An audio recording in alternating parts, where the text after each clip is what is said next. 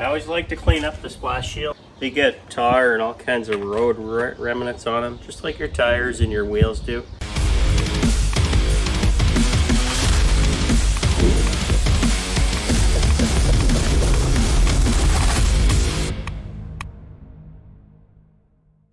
Hello everyone and welcome to Slipping Time. And today we're going to have another little mini episode of how to improve your splash shields, mud flaps, any type of plastic shielding, etc. and how to rejuvenate it, how to make it look new again without buying new. And a lot of times you can't even buy new for your cars that you're trying to restore anyway. I've got a couple options I'm going to show you. The second one I show you, you're probably actually going to be surprised how it works and how well it works. So make sure you tune in for that last bit of it, okay? So let me show you how it turned out. And this piece right here was worse than this piece. It had tar on it and it had lots of undercoat on it. Anybody who's tried to remove undercoat from anything, it's awful to try and remove. It takes a lot of time. Now, the first option does take time that I'm going to show you, but you can get the results. The second option is quite quick if you have the proper tool, and you'll see what that is. Let's get to it. What do I use? I do some heavy duty tire cleaner basically on them, or wheel cleaner, and that works well. So you'll see me do that right now.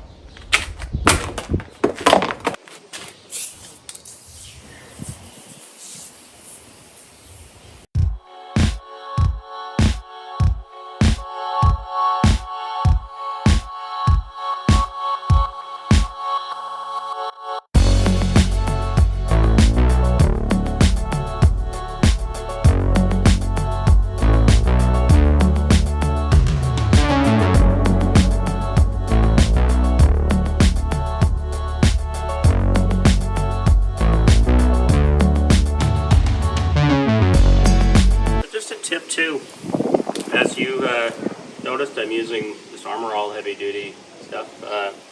It's pretty good on tar actually and other things, but one thing you can't do is if there's undercoat on the car, even from the factory, it's always splattered on. So to get that off, what I actually do, because brushing it doesn't help, sometimes WD-40 a little bit helps too, but what I do is I use actually basically a trim removal tool is what I use, and you can feel it bumpy when it's undercoating. This tar as well helps. So basically I just take it and scrub away, and hopefully I can remove it. It might not get rid of everything. It can if you take your time, which I'm doing definitely here a little bit. If anything, it smooths it out and makes it kind of hidden too. I just do that, and I can feel basically when it's not smooth, or when it's smooth again, then I'm a little more satisfied. Obviously I want to remove it all. I've done that. Again, you just take your time, and you can get rid of it all. Depends how much time you want to put in, how good of a product you're going to get as usual. This one I'll get pretty good. By the way, you don't want to let this stuff dry, because it really defeats its purpose.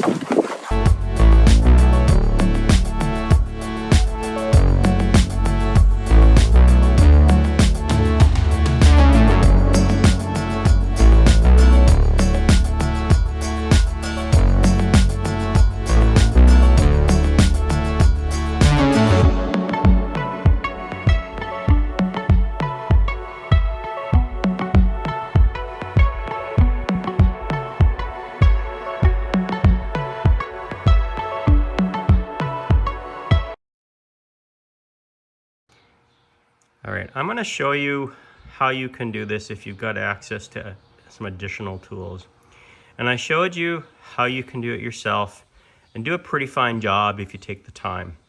And I did take the time, and I could have done it maybe almost as perfect as on the right.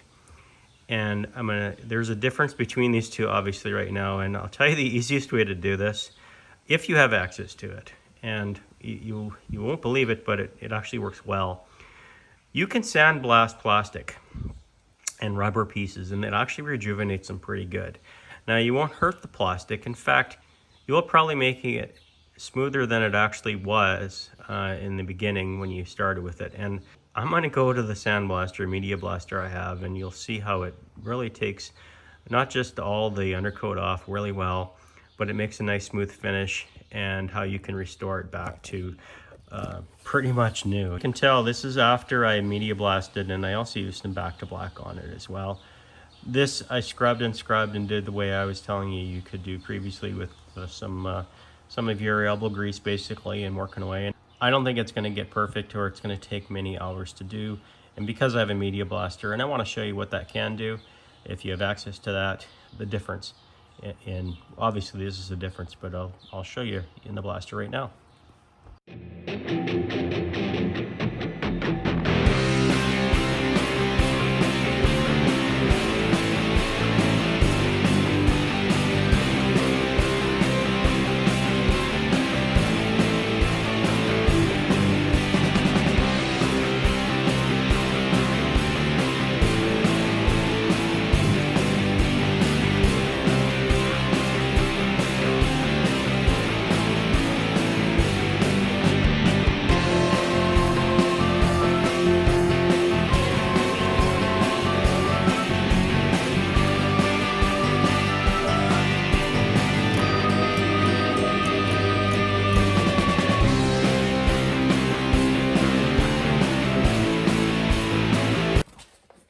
Here's the finished product, guys. It turned out really nice, as you can tell. And I used, if you're wondering, I used glass bead for medium. And a few things you may have noticed when I was sandblasting there. So you don't want to get too close to this, because the heat will actually melt the plastic and cause white spots, burnout spots. Don't get and if you noticed, I didn't stay in one spot even though I was away. Couple reasons why I did that. Obviously the heat, and even trying to reduce that heat, it will warm up a little bit. So what ends up happening is the tar or undercoat that ends up being on here, once it gets hot, it won't break off from the sandblasting, because it gets more moldable, right? Malleable, I guess, when it's heated.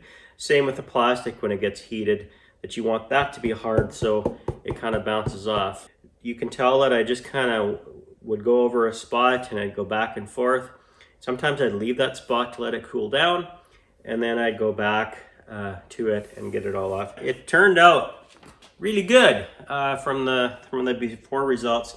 Perfect, to be honest. Probably as good as new now. I did use some of this as well after. It did a little bit, the Back to Black Mothers.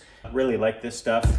Another one that's not too bad is the Meguiar's Ultimate Black. I didn't use it in this case, but I've used that as well. Something I haven't tried yet is this VRP. A lot of people claim that it's really good, so I got some to try, but I haven't tried it yet. I may do some finishing on here to see what that looks like and show it to you, but if I show it to you, that means that it probably worked well, and if I don't show it to you, it means it probably didn't make a difference. Yeah, very happy with the way this is. If you got access to a Media Blaster, that is the best thing you can do. You're thinking you're always going to do steel or wood when you got media sandblasting going on, but you can actually rejuvenate plastic and rubber pieces, and these are splash shields that look new now thanks to that. It took a little time, but it wasn't too bad. Well worth it, I'd say. So there you have it. That's how you can rejuvenate, refurbish mud flaps, splash shields, any of that type of thing. Obviously, if you have a Sandblaster, Media Blaster, you can do it all very easily. But with some sweat and some products, you can also get the same result. Thank you for joining Slipping Time. Please like, share, subscribe, and please enjoy every day and always make it right.